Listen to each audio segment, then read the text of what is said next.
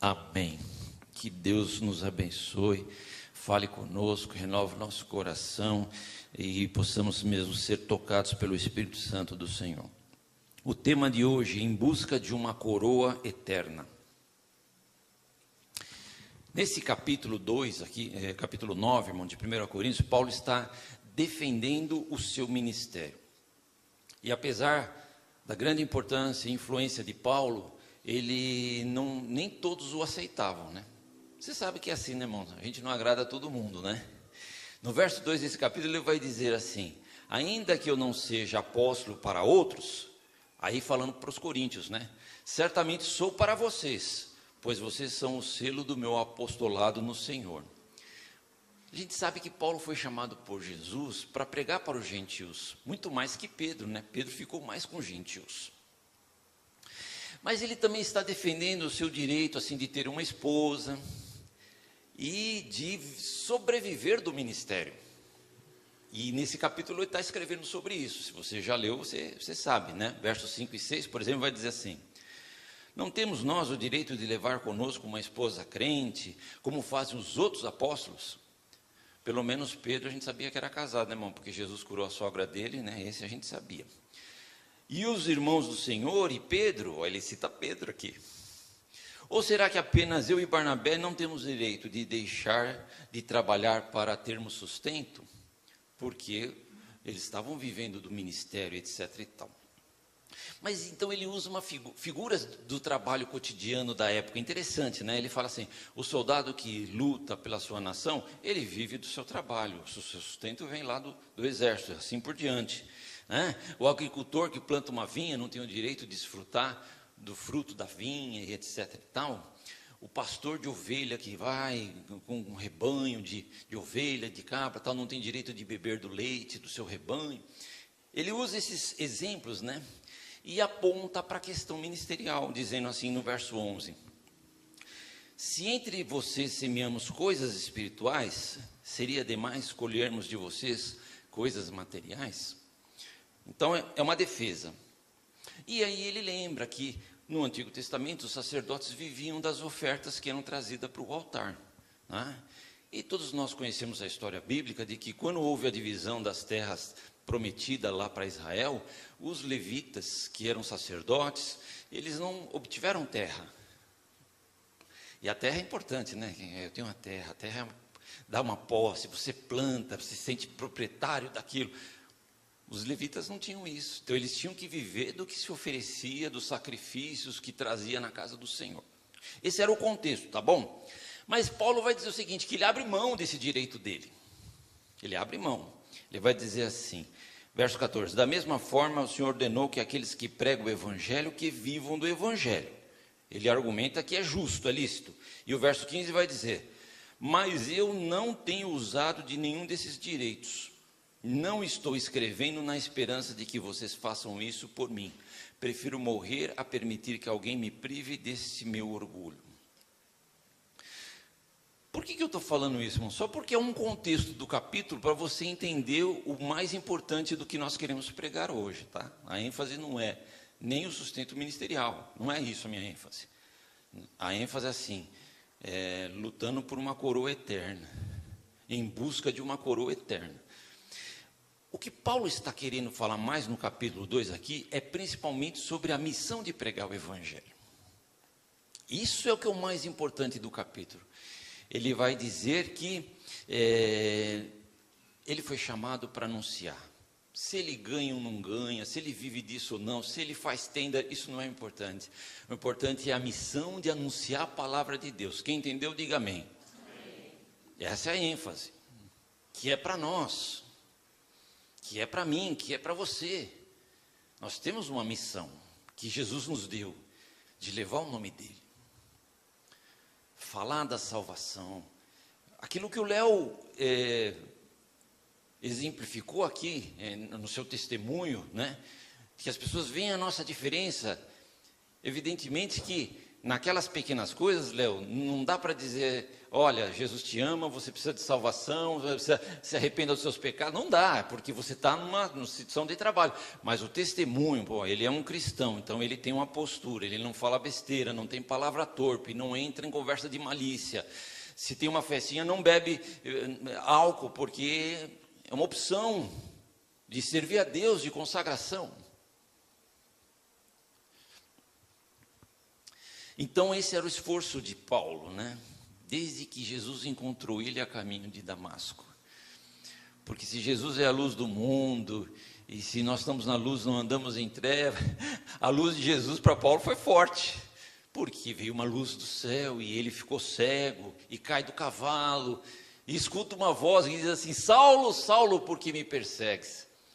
Não dá para se converter, né, irmão, depois de uma situação dessa, né?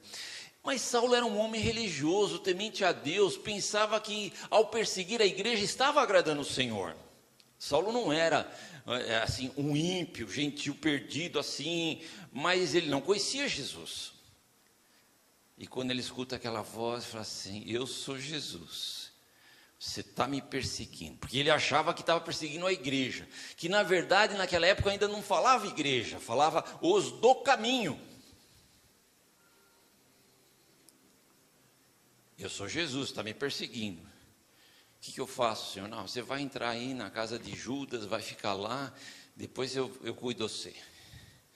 Ele levantou, já não enxergava mais. O pessoal que estava com ele ficou assustado, que ouviu uma voz também, mas não via ninguém. E ele ficou 3 dias, sem comer, sem beber, orando. E enquanto ele orava, ele tinha uma visão espiritual de alguém chamado Ananias, que chegava para ele e orava por ele, e ele voltava a ver. E havia um discípulo do Senhor chamado Ananias. Ele só aparece na Bíblia nessa passagem, irmão. Mas olha como que Deus precisa de vidas que se coloquem nas suas mãos para que ele faça a sua obra. E Deus falou para Ananias, Ananias falou assim: eis-me aqui, Senhor, vai lá na casa de Judas, tem um cara de Tarso chamado Saulo, e ele teve uma visão que você, Deus falou assim, ele teve uma visão espiritual que você orava por ele, vai lá e ora por ele. A gente conhece a história, né, irmão? Mas eu gosto dessa história, repeti-la é gostoso, né? E Ananias falou assim: Senhor, acho que está errado isso aí, acho que tem alguma coisa que não está batendo. Você já fez isso com Deus, irmão? Tem uma situação na tua vida e fala: não, isso aqui está errado. Você ora e fala assim: isso aqui não está certo, Senhor, tem alguma coisa errada. Às vezes a gente pensa assim, né? Aí, Senhor, olha, desculpa falar, mas assim, eu tenho ouvido desse homem coisas ruins. E eu não sei como é que eles tinham notícia, pastor Justo, porque não tinha WhatsApp ainda, nem internet. Como é que as notícias corriam, irmão? Corria. Notícia corre rápido. E ele tem feito mal, até tem carta para nos prender. Pois é, verdade, né? Mas é o seguinte, vai lá, porque ele é um vaso escolhido. Ele vai levar o evangelho para os gentios, para os reis da terra, e eu vou mostrar para ele o quanto importa que ele sofra pelo meu nome. Se eu fizer um apelo hoje aqui, quem quer sofrer pelo nome de Jesus, venha na frente e dobra o joelho. Vou ficar sozinho. Ninguém vai ver. Nem sei se eu mesmo dobro o joelho aqui. Ninguém quer sofrer, né, irmão? Mas assim, a Bíblia diz assim, que quem quiser servir a Deus com piedade, vai sofrer perseguição, gente fazendo contrapartida, oposição. Por quê, irmão? Porque se a gente está na luz e a gente convive com as trevas não vai gostar da luz. O conflito é inevitável. Então, ser cristão é estar em conflito, não porque a gente provar o conflito, mas porque a luz de Jesus vai ofuscar os outros. Então, vamos ser perseguidos. Não tem jeito. Mas se você acha que vale a pena, diga amém. Se você acha que vale a pena ir para o céu, diga amém. Nós estamos querendo ir para o céu ou não estamos, irmão? Lutamos por uma coroa de glória eterna? Acho que sim, né? Então, é isso, meus amados irmãos, é isso. Nós temos essa experiência de Paulo, que se converte e começa a seguir o Senhor, e Ananias vai e ora, e essa é uma bênção que acontece. E Paulo, irmãos, nesse capítulo, o que ele vai fazer? Ele vai usar algumas coisas do cotidiano. Jesus fazia muito isso, usava coisas do dia a dia, da natureza, para falar verdades espirituais. Paulo usa a mesma técnica de Jesus. O que ele faz? Ele usa uma coisa da Grécia, que são a questão das corridas, das competições. Porque sabe, né, irmão, que a Olimpíada começou, o berço da Olimpíada antiga é na Grécia, né? E depois retomou nos tempos modernos, em 1800, eu até marquei aqui, 1896 começou de novo, na era moderna, as Olimpíadas, começou lá na Grécia. Do dia 6 ao dia 15 de abril dessa data, que nenhum de nós tinha nascido ainda, certo? E Paulo fala assim, ele vai falar sobre os atletas que correm. Ele vai dizer assim: vocês não sabem que dentre todos que correm no estádio, apenas um ganha o prêmio? Então, quem corria no estádio é um atleta. E a gente está vivendo as Olimpíadas, né? E deu sorte de eu pregar hoje, bem no meio das Olimpíadas. Você acha que não ia falar de Olimpíada? Mas não, me desculpe, né, irmãos? Mas meu lado esportivo precisa aflorar de vez em quando. E essa é a minha chance. Pensa só, irmão, quantas competições, irmão, né? Canoagem, skate é recente, tem umas novas chegando, né? Inclusive, por exemplo, o judô por equipe começou agora. Isso é legal. Esporte é legal, essas coisas. Tem o futebol, basquete, handebol, tênis de mesa. Nosso Hugo ficou em 4º lugar hoje, não conseguiu a medalha de bronze. Mas, poxa, ser o 4º melhor do mundo, não é fácil, né? O arco, disco, ginástica artística, atletismo, natação. Então, é muito bacana. O australiano Cameron McVoy, sei lá se eu estou falando certo, conquistou nessa sexta-feira a medalha de ouro na prova de 50 metros livre na natação, que é a prova mais rápida da natação. Vocês sabem disso, né? Com 21 segundos e 25 segundos. Sabe o que é 20 segundos, irmão? Pega no relógio e vê se 20 segundos, passa tão rápido. O cara atravessa uma piscina de 50 metros, Manu. Você gosta de nadar, Manu? Não. Tá bom. Mas natação é bom, né? O duro é entrar na água e depois ficar que tomar banho e aquela coisa, tudo é ruim, né, irmão? Mas veja só, irmãos, o brasileiro César Cielo tem o recorde mundial desde 2008. Não bater o recorde mundial dele. Ele conseguiu fazer 20,91. Legal, né? Aí ele está comentando isso hoje, ele é comentarista, e o pessoal, não, como é que é? O teu recorde não foi batido. Ele fala assim, não vou dizer que eu não fiquei feliz do meu recorde não ser batido, né? Porque já pensou, meu? O cara conseguir fazer um recorde mundial e ficar nesse sentido. E o que dizer dos outros atletas do Brasil, das mulheres, né? Parabéns, irmãs, mulheres. Vocês estão conquistando o mundo. Graças a Deus pelas mulheres que estão melhor que os homens, né, mano? Estão melhor que os homens ali. A Rebeca Andrade, né? Ganhou já 3 medalhas aqui, 2 de prata, 1 de bronze. Disputando com aquela fantástica dos Estados Unidos, a esse nome bonito aí que tem. Aliás, ela ganhou uma medalha de ouro nos últimos jogos passados, porque essa Simone estava mal psicologicamente e não pôde competir. Senão nem tinha ganhado aquela medalha de ouro, porque essa mulher mas ela está muito próxima. Então, para ela... Mas assim, ela com o segundo estava feliz da vida, não estava preocupada. Não ganhei ouro.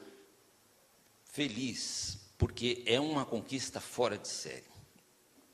O que falar de Isaías Queiroz? Não deve bater bem na cabeça, porque fazer aquela canoagem lá, com aquele esforço que aquele homem faz lá, irmãos, é uma coisa impressionante. Já ganhou várias medalhas em vários lugares. E falar de Raíssa Leal, 16 anos. Está brincando de andar de skate e ganhando medalha, irmão. Que coisa, né? E eu queria também fazer um contraponto aqui entre Jade Barbosa e Júlia Soares, né? Uma feliz porque com 33 anos conseguiu a sua primeira medalha, não sabe nem se vai disputar mais algum jogo olímpico, né? Mas a Júlia Soares, de Curitiba, Paraná, 18 aninhos, ganhou a primeira medalha dela. Então, essas coisas que o esporte proporciona, né, que é muito bonito. E a Bia Souza, 26 anos, ouro no judô, e também ganhou bronze em equipe. Aí, assim, interessante ver como que a pessoa fala depois na reportagem, né, irmão? Porque fala assim, como é que foi? Depois que terminou, eu falei, olha, terminou, eu falei assim, é verdade? Eu ganhei mesmo? Aí tenta cair a ficha, né? Porque para o brasileiro, irmão, é tão difícil chegar num ponto desse, por causa da nossa cultura, das nossas dificuldades. Esse pessoal vem tudo lá de baixo, a maioria. Então, uma superação. Desculpa quem não gosta de esporte, peço perdão em nome de Jesus, mas eu quero dizer uma coisa, irmãos, nós somos atletas de Cristo. Nós somos atletas de Cristo. Nós estamos correndo em busca de uma coroa eterna. Corremos em direção das bênçãos e das vitórias de Deus para a nossa vida. Não é verdade? Como foi com Eliseu, que acompanhou Elias no último dia da vida de Elias e correu atrás da bênção. Não largou. O Elias ia para Betel, ele foi junto. Elias foi para Jericó, ele foi junto. Elias foi para o Jordão, Eliseu estava junto. E ele pede para Elias porção dobrada do espírito profético que estava nele. O próprio Elias falou assim, o que você quer de mim? O que eu posso fazer para você, já que você não larga no meu pé? Porque Elias falou, fica aqui que eu vou em tal lugar. Não, eu vou junto. Fica aqui que eu vou em outro lugar, Deus me mandou. Não, eu vou junto. Depois, na terceira vez, ele falou, tá bom, o que você quer, meu filho? Fala para mim. O que você está querendo? Você não me larga? Você sabe que eu vou embora com Deus? Porque todo mundo sabia, cada lugar que ele chegava, todos os profetas já sabiam. Você sabia que o Senhor vai levar ele? Você sabia que... Eu não sei como essa fofoca corre solta, gente. É impressionante, meu. E aí ele falou, não, eu quero porção dobrada. Daquilo que Deus fez na tua vida, eu quero o dobro. Que fé. Que ousadia. Aí ele falou, pediu coisa difícil, hein? Mas é o seguinte, ó, se você me olhar na hora que o Senhor me levar, fechou. Irmãos, essas histórias são lindas, irmãos. Aí ele ficou ali. Quando o carro de fogo passou e levou Elias, pronto, a bênção chegou. A capa do Elias ficou, a unção veio dobrada. Que maravilha. Por quê? Porque é um atleta, tá? Em busca de uma experiência com Deus, de vitórias com o Senhor. O mesmo aconteceu com aquela mulher cananeia, sírio-fenícia, que tinha uma filha endemoniada. Ela chega para Jesus e pede ajuda e socorro. Tem misericórdia, Senhor, minha filha está muito endemoniada e sofrendo. Jesus não fala nada a princípio, e os discípulos ficam incomodados, porque ela está gritando, gritona, pedindo socorro. Aí falou, Senhor, afasta ela, manda embora. Jesus está lá esperando, sabendo o que está acontecendo e no controle de tudo, né? E ela vem de joelhos e adora, fala, Senhor, me ajuda. E aí o Senhor fala assim, não, tá, não é certo eu tirar o pão dos filhos e dar aos cachorrinhos. Meu, acho que eu já tinha desanimado na altura do campeonato, pegava meu boné e ia embora. Mas a mulher falou, é verdade, Senhor, é verdade. Mas os cachorrinhos também comem das migalhas que caem, né? Come. Agora nem come da migalha, porque quase que ele sobe em cima da mesa para comer com a gente. Já mudou tudo aqui. Você está comendo, eles estão em cima assim, querendo assim. Se você não dá um pãozinho, há tragédias essa vida com os cachorros aqui. Aí o Senhor falou para ela, mulher, tua fé é grande, seja conforme você deseja. E naquela hora a filha ficou curada, porque ela lutou, irmão. Ela falou, eu vou lá, eu quero essa bênção. Não desiste da bênção, irmão. Não desiste de clamar. Eu estava ouvindo Isaías aqui, porque nós estamos estudando Isaías, né? Eu estava ouvindo hoje Isaías, acho que era capítulo 65 e tal, e Deus está falando assim, eu estava atento para ver se alguém clamava a mim, me buscava e pedia socorro, mas ninguém buscou. Então vocês ficaram presos no pecado e foram para o exílio.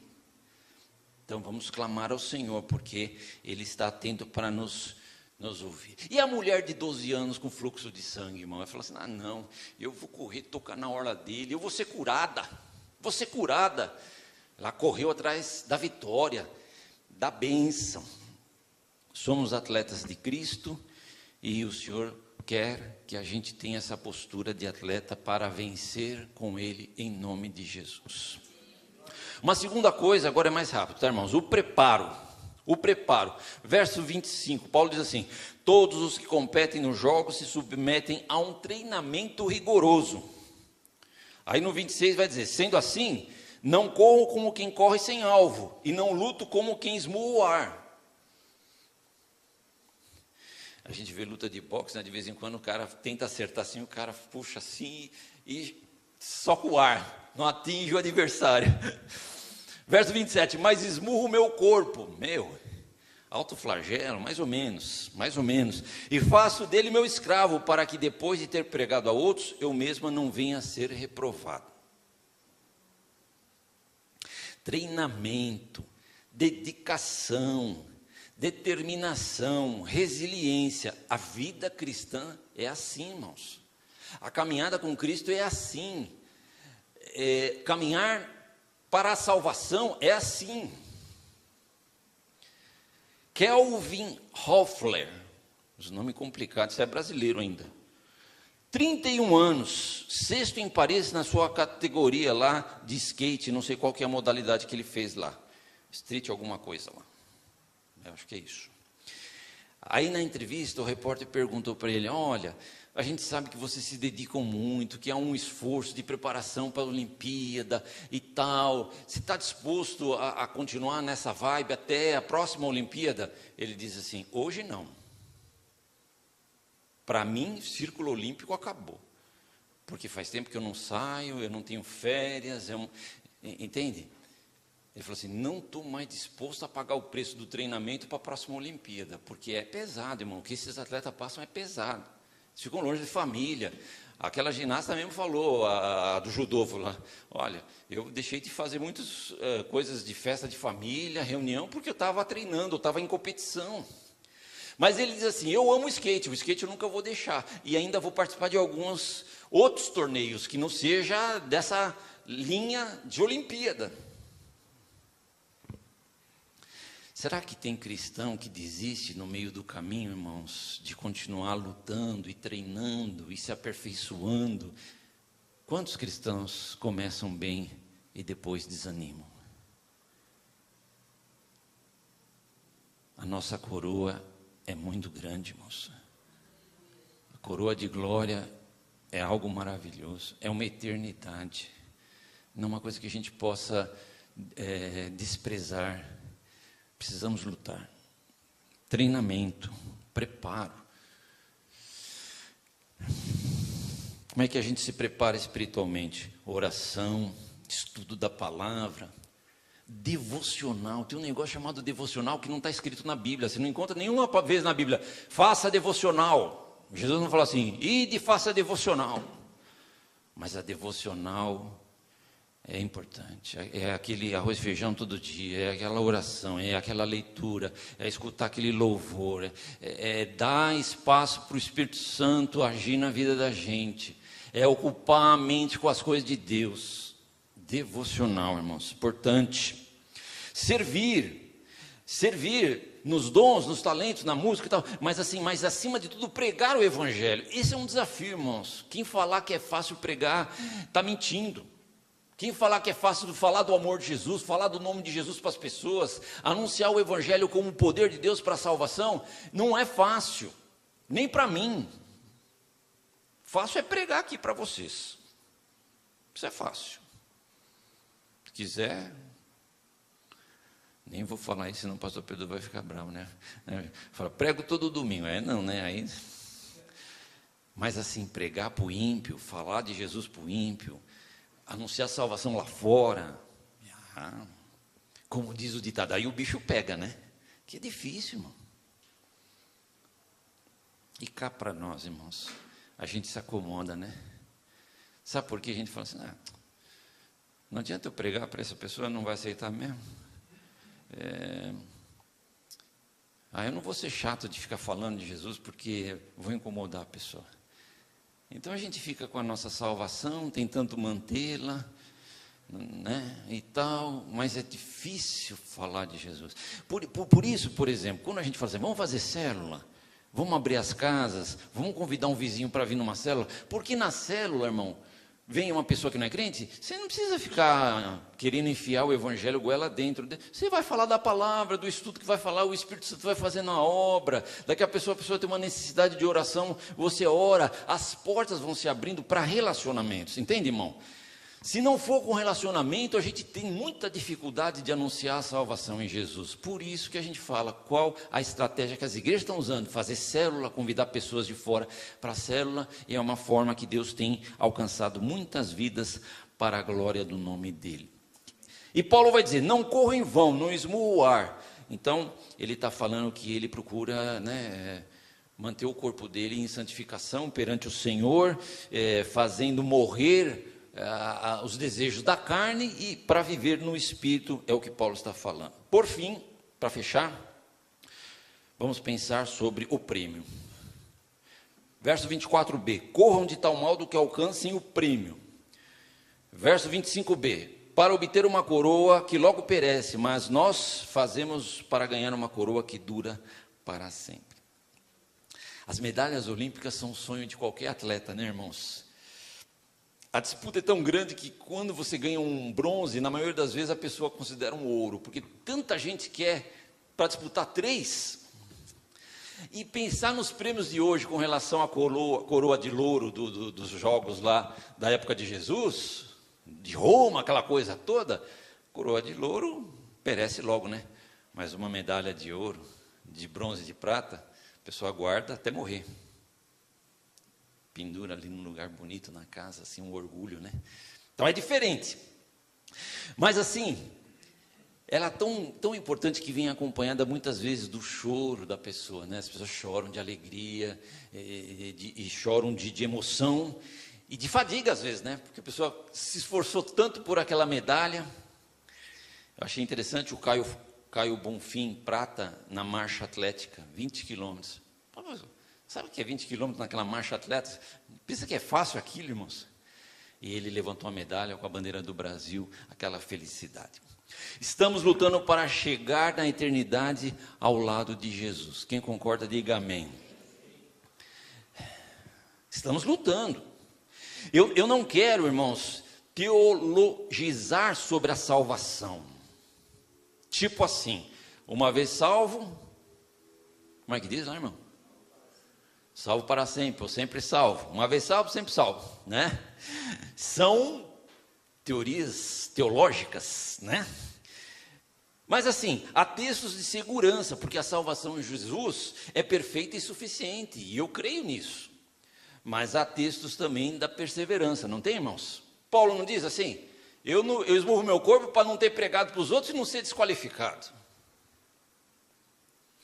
Então, deixa eu dizer uma coisa, irmãos, tem 2 lutas na nossa vida, 2 lutas. Uma com relação à santificação.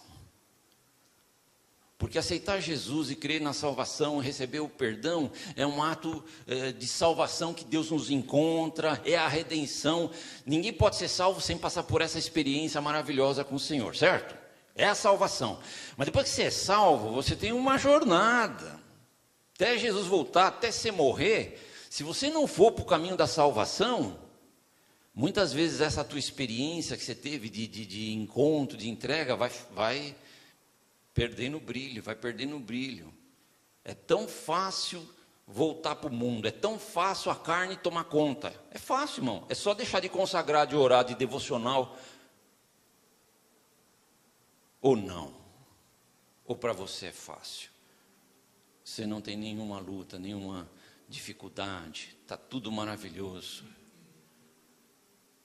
Então a gente tem que ser humilde com o Senhor, reconhecer que a gente é miserável, e viver essa graça de Deus, pedir perdão quando perceber que fez alguma coisa que o Espírito Santo toca, que está errado, né?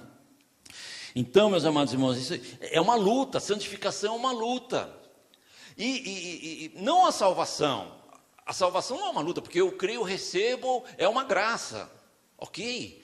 Mas pregar o Evangelho e viver santificação são 2 lutas, porque não é fácil pregar o Evangelho. E Paulo fala, ai de mim se não pregar o Evangelho. Então, a responsabilidade de pregar e a responsabilidade de buscar santificação é uma luta. Que Paulo vai dizer, o espírito luta contra a carne luta contra o espírito, e nós devemos buscar o Espírito Santo para viver essa santidade com Deus. Quem concorda, diga amém. É a Bíblia, irmãos, é a Bíblia que fala isso, é a Bíblia. É um ensino da palavra, a gente precisa, é uma luta, não é uma luta pesada, é uma luta, mas se você não perseverar sistematicamente, na oração, sistematicamente, não, esse é meu momento com Deus, eu tenho que ir, está marcado, fazer que nem Daniel, é 9 da manhã, é meio-dia, é 3 da manhã, não importa, tem que ter o teu horário que você vai buscar o Senhor de coração e vai vencer em nome de Jesus. Ai de mim se não pregar o Evangelho. Queria terminar pensando nesse texto que Paulo diz: combati o bom combate, completei a corrida, guardei a fé. Agora me está reservada a coroa da justiça, que o Senhor, justo juiz, me dará naquele dia, e não somente a mim, mas também a todos que amam a sua vinda. Queria convidar, irmão, você e eu e todos nós a nos comprometermos com Jesus. Falar: Senhor, nós queremos te amar mais, estar mais perto de ti, te buscar mais, é uma coisa. E outra é falar assim: Senhor, me ajuda a pregar, me ajuda a testemunhar, que eu não fique sossegado se eu não perceber que tem gente que precisa te ouvir e eu ficar quieto. Você entende? Não é falar assim: não, eu vou fazer um compromisso de começar a pregar. Não é isso, não adianta fazer isso, porque não dá certo. Você tem que fazer aquele compromisso e falar assim: me ajuda, me leva a desejar, prepara as situações. Quem está dentro, diga amém. Vamos ficar de pé em nome de Jesus, fazer uma breve oração e logo o pastor Gilson assume a ceia do Senhor. Não vou chamar na frente, tá, irmão? O tempo está passando, nós temos a ceia, uma outra vez a gente faz alguma coisa assim de chamar para frente. Meu Deus, meu Pai, eis aqui a Tua palavra. Temos ouvido a Tua palavra, entendemos pela Bíblia o quanto o Senhor nos ama, o que o Senhor fez por nós, Pai, através de Jesus, nos dando tão grande salvação. Vamos ter a ceia, vamos participar do corpo e do sangue, do cálice, Pai, relembrar esta obra da salvação. Mas nós também precisamos, Pai, entender a necessidade da santificação, a necessidade de estar disposto nas Tuas mãos, Pai, para pregar o Evangelho. Então nos ajuda, Pai, ajuda o Teu povo, que possam ter entendido essa nossa missão, esse nosso lado de atleta espiritual, nos prepara para a batalha e nos dá a coroa da vida, Senhor. Que possamos recebê-la um dia, como Paulo desejava e nós desejamos, em nome de Jesus. Perdoa, meu Pai, nossas fraquezas, erros, desânimos. E quantas vezes nós estamos acomodados, isso também pode se tornar um pecado na nossa vida. Ajuda-nos, Pai, que o Teu Santo Espírito venha sobre nós com poder e glória e restaure e nos use poderosamente, em nome de Jesus. Amém.